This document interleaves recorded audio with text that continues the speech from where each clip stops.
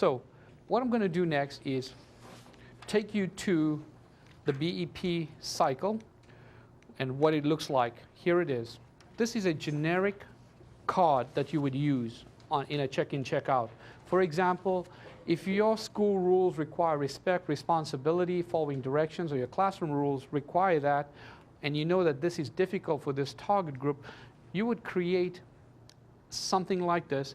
2 is achieved, 1 is somewhat, 0 is not achieved. Sometimes we don't like to put zeros. I recommend not using a 0 because 0 just doesn't feel right. It says like I failed. I would use 1, 2, and 3. At least you get a point. So use 1, 2, and 3, with 3 being achieved. Okay.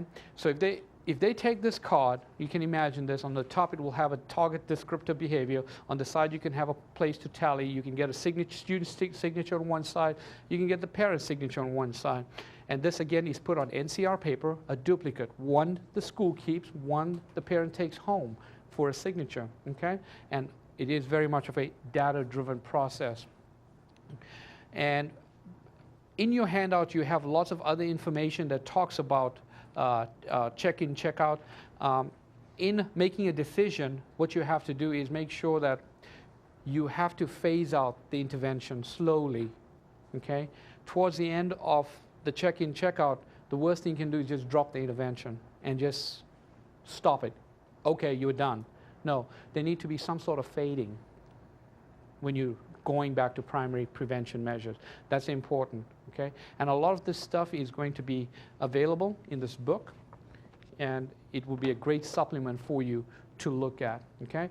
Now, what I'm going to do next is open it up to any questions that you might have, and then I'm going to show you a couple more things to get you to start a conversation on how you could implement this in your school. So if there are any other questions, I'll take a short break for a check-in, check-out, either Middle Tennessee, East Tennessee, or West Tennessee.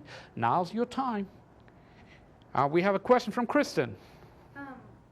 I'm wondering, beyond just filling out the cards and doing, just the little comments with the student, like, what are the other responsibilities of the check-in, check-out coach? As far as if a kid brings you a card and isn't doing well, others than saying, hey, you need to work on this, what is your responsibility? Like referring them to the counselor to talk about it, or to the principal, or to parents, or what? Okay, Kristen asked a question, a great question. She asked, what if it's not working for them? What do we do next? What we do, Kristen, is we refer the problem to the PBIS team who's trained in that school system. Remember, that's the 6 to 8 people. They'll have what is called a meeting of the minds. Basically, they will sit together, discuss the issue of this particular student. They might do a couple things. They might maybe try a different intervention, or they will move them up to tertiary intervention. When you move up to tertiary intervention, Kristen, which is something I'm going to talk about in November, you are now going to do wraparound services, which means that it's going to be a little more intensive. That means, Kristen, because it's not working now, we need to do what is called a functional behavioral assessment. We also need to follow that up with a behavior intervention plan. So now we are targeting one student with a specific problem, with an issue that he or she needs to resolve. So they just move up to the pinnacle of the triangle to get the services called wraparound. Apparently it's not working for them here, so they move up.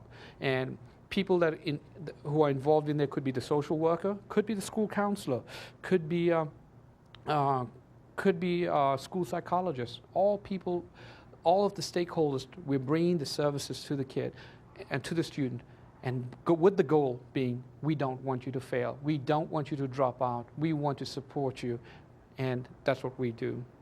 Good question. Did I answer that question, Kristen? Okay. All right. Well, let me talk to you about a handout I received in Chicago. This is what we plan to do when we come to your school system. We want to give you a job. And with that job, we actually want to do what Chicago is doing. They actually have coaches in their school system that we will train. It could be the school psychologist, it could be the school counselor. They would come to MTSU and we would train them at no cost on how to create these systems, and they would go back and become implementers of the system. So we have an actual job description here that I'll just read a paragraph of.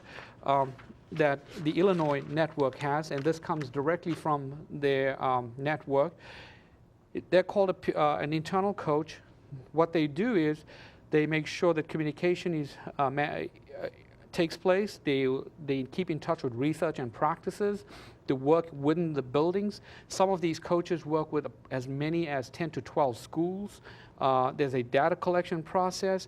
They try to get these teams to function and work cooperatively together, and that's just a job description here. To give you another example, here's another school system. This actually have a person employed within the system at Howard County Public Schools. This is an exact job description of people at Howard County Schools. So what we are seeing here, there is a shift. There is a shift in thinking about how to deal with behavior strategically and to give it the importance just as schools have given the academics. So you might not know it, but there is a possibility that you might be the next PBSI coach appointed by your county. I have enjoyed your presence today in the audience, and thank you for attending the conference. Thank you, and have a good day. Thank you very much, Dr. Zafkan, and thanks also to the MTSU students who joined us in the audience today and asked us some great questions. I'd like to remind our site facilitators to please have today's participants complete session evaluation forms. Also, please have your participants complete the low-profile classroom management survey.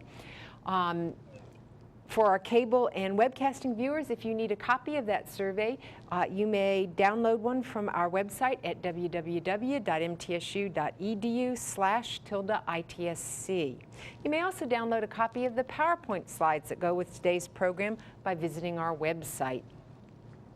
If you'd like a free video copy of today's program, you may send us an unused VHS tape or a -R blank DVD in a pre-addressed stamped mailer. We'd be happy to dub a copy for you free of charge and mail it back to you.